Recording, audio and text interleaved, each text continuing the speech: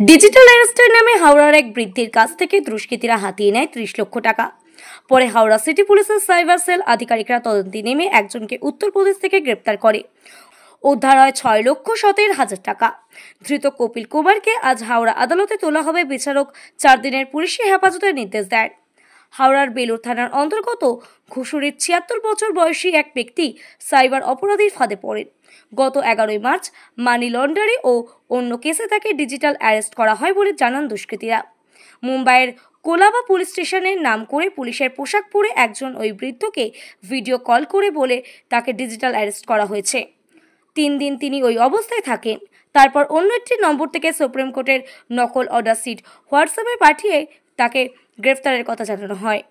আজকে এই প্রেস কনফারেন্সে যে কারণে ডাকা হয়েছে, রিসেন্টলি আমাদের একটা ডিজিটাল অ্যারেস্টের কেস হয়েছিল। কেসটা হয়েছে আমাদের বেলুর থানার অন্তর্গত ঘুষুরির একজন ব্যক্তি। উনি সিনিয়র সিটিজেন আছেন, ওনার 76 বছর বয়স। বাই প্রফেশন উনি ইঞ্জিনিয়ার ছিলেন, রিটায়ার করেছেন। তো ভদ্রলোকের কাছে একটা ফোন আসে, ইনিশিয়ালি একটা হোয়াটসঅ্যাপে ভিডিও কল আসে, যেখানে ভিডিওর অপর প্রান্তে যিনি থাকেন তিনি নিজেকে কোলাবা পুলিশ স্টেশনের একজন অফিসার বলে নিজের পরিচয় দেন এবং ভদ্রলোককে এই বলেন যে তাকে ডিজিটালি অ্যারেস্ট করা হচ্ছে। তার দোষ কি? তার দুটো দোষ। এক হচ্ছে মানি লন্ডারিংয়ে তার নাম জড়াচ্ছে, এবং দ্বিতীয় হচ্ছে মুম্বাই ইন্টারন্যাশনাল এয়ারপোর্ট যেটা আছে, সেখানে যে ইমিগ্রেশন আছে সেখানে কিছু ইলিগাল স্টাফ আছে, তার সাথে এনার নামটা অ্যাসোসিয়েটেড হয়েছে। তো এই দুটো দেখিয়ে ওনার কাছে কলটা আসে 11/3/2025, মানে 11ই মার্চ ওনার কাছে কলটা আসে।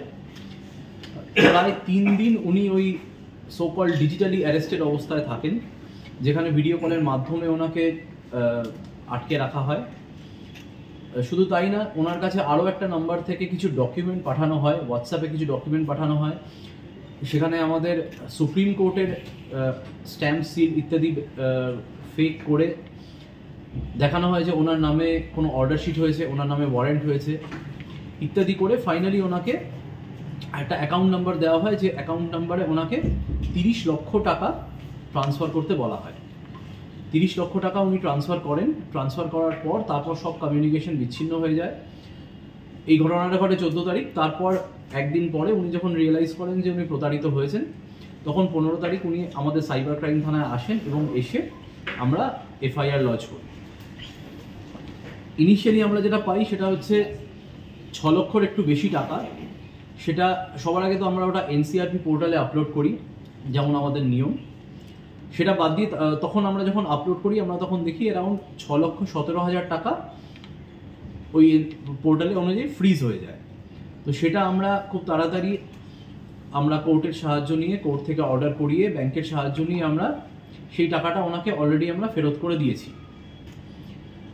আর টাকা ফেরত বাদ দিয়েও বাকি আমাদের ইনভেস্টিগেশন চলতে থাকে। আমরা যেটাকে ফার্স্ট লেয়ার বলি, ফার্স্ট লেয়ার মানে ভিকটিমের থেকে যে টাকাটা প্রথম যার কাছে গেছে, সেখানে আমরা সবার আগে আসামের একটা অ্যাকাউন্ট পাই। সেই অ্যাকাউন্টের KYC ধরে আমাদের ইনভেস্টিগেটিং অফিসার, আমাদের সাব ইন্সপেক্টর আছে আক্তার খুব ভালো কাজ করেছে এই কেসটায়। আক্তার সবার আগে আসামে ট্রাই করে। তো সেখানে গিয়ে দেখা যায় যে যার অ্যাকাউন্ট আছে তার বিন্দুমাত্র নলেজও নেই যে তার অ্যাকাউন্ট ব্যবহার করে এই ফ্রডটা হচ্ছে। তারপর নেক্সট যেটা দেখা যায় সেটা হচ্ছে লেয়ার 2। এই যে আসামের লোকটা আছে, এর অ্যাকাউন্ট থেকে পুরো টাকাটা ট্রান্সফার হয়ে যায় আরও একজনের অ্যাকাউন্টে। পুরো টাকাটা না, 20 লাখ টাকা ট্রান্সফার হয় আরও একজনের অ্যাকাউন্টে। আর তার অ্যাকাউন্টে কিন্তু এই ডিসপিউটেড অ্যামাউন্টের কিছুই পড়েছিল না। তো যখন এই 20 লাখ টাকা ট্রান্সফার হয়, সেটা যার অ্যাকাউন্টে ট্রান্সফার হয় সেটাই হচ্ছেন এই কপিল কুমার। তো এই Kapil Kumar by profession delivery boy. আমরা ওর KYC নিয়ে আমরা ওনাকে লোকেট করতে পারি ওনার বাড়িতে। আর প্লাস ওই KYCতে যে ফোন নাম্বার ছিল, সেই ফোন নাম্বারের লোকেশন আমরা একই জায়গায় পাই। তো এটা থেকে আমরা কনফার্ম হয়ে যাই যে মানে কপিল কুমার ওখানেই আছেন, এবং সেটা ধরে আমাদের টিম রেড করে কপিল কুমারকে অ্যারেস্ট করে। তারপর ট্রানজিট রিমান্ড নিয়ে ওকে এখানে আনা হয়েছে। তো ওকে তারপর আমরা আজকে হাওড়া সিজিএম এর সামনে প্রডিউস করলে আমরা 4 দিন পুলিশ কাস্টাডি পেয়েছি।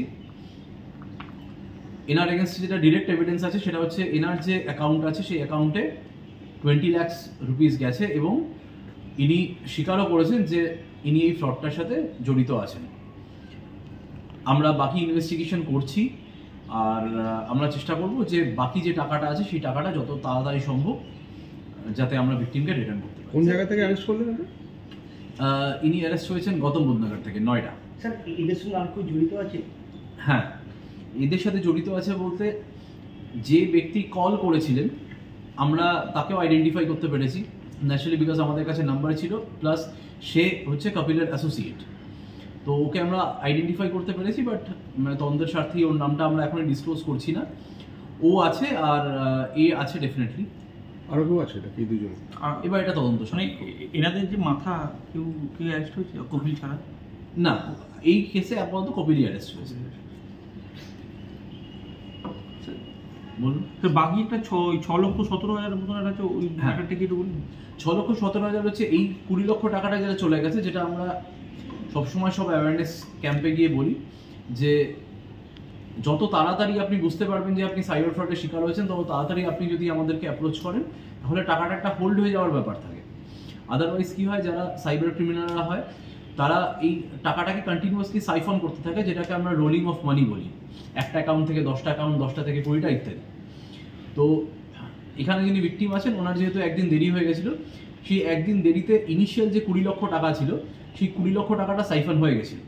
আর বাকি যে 10 লক্ষ ছিল তার মধ্যে একটা 6,17,000 অন স্পট ফ্রিজ হয়ে যায়, মানে এনসিআরপিতে করলেই যেটা হয় সেটা ফ্রিজ হয়ে যায়। তো তার উপর বেস করে ওই টাকাটা আমরা অলরেডি ভিকটিমকে ফেরত দিতে পেরেছি।